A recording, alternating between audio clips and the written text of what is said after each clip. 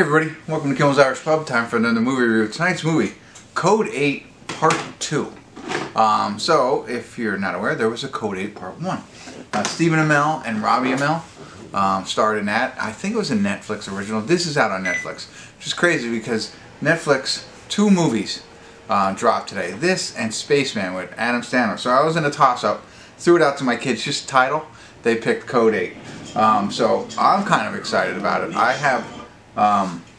I went back and I watched my review, so I do have a review. I wish I would remember to put the thing up there so you could click on it, but you know how to find stuff, right? So it's on Netflix, Code 8. I gave it a 6. I thought it was pretty interesting. I like those 2 actors, so I'm pretty excited to see this. This is about a girl who's fighting for justice to get her slain brother, to get justice for her slain brother from corrupt police.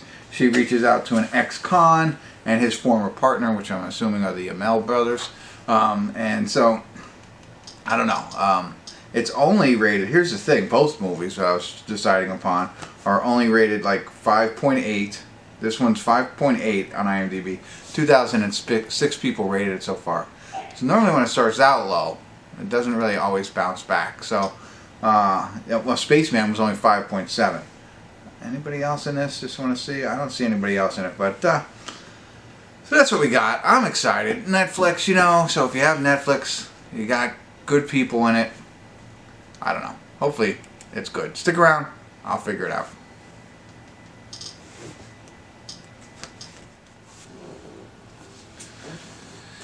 Hey everybody, we're at the credits of Code 8 Part 2. Not a lot to tell. IMDb did a pretty good job this time with telling us what the movie's about.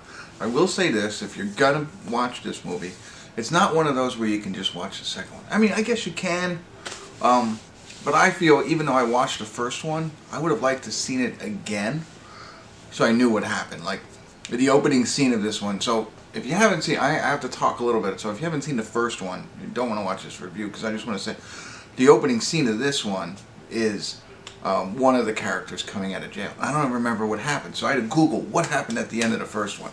You know, it's funny. When I watch these movies, honestly, I'll go next door for dinner, and I'll be like, what movie did you watch last night? I'll be like, hold on. I gotta look at my list. So I always, and I've said this many, many times, that like I would love with these sequels that are so far apart to give us, you know, like previously on 24, you know, and every TV show it does that, like, especially on like Netflix, right? Couldn't they do it, and then if you wanted to, skip it? I get it, the theaters, you're not gonna do that.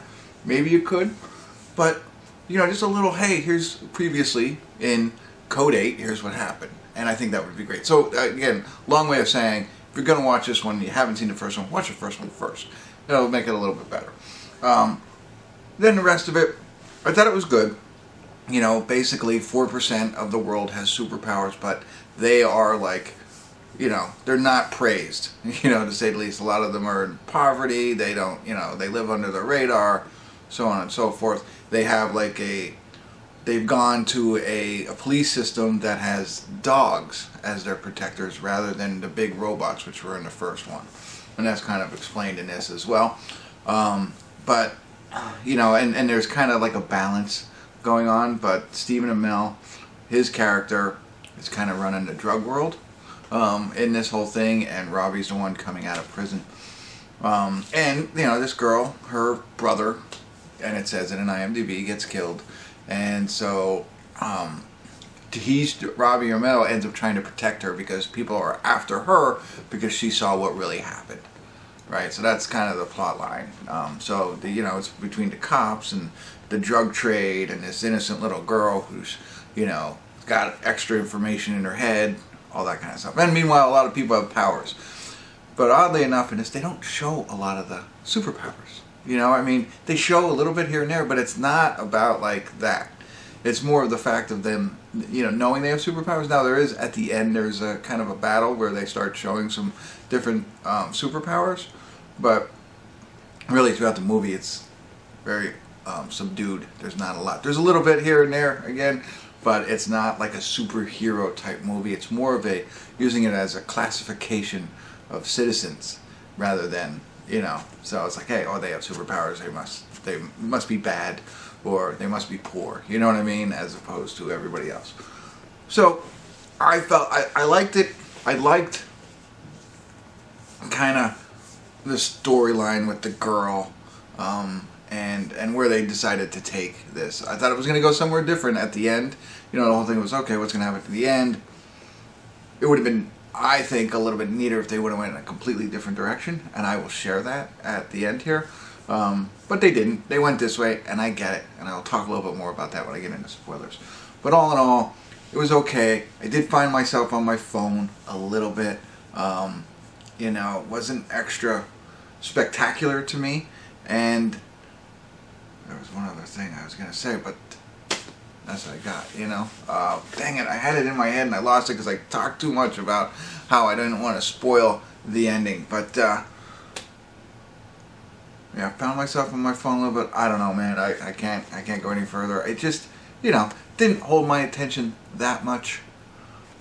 But, no, I can't think of it. If I think of it, I'll come back in and edit it and add it. But that's what you got for you.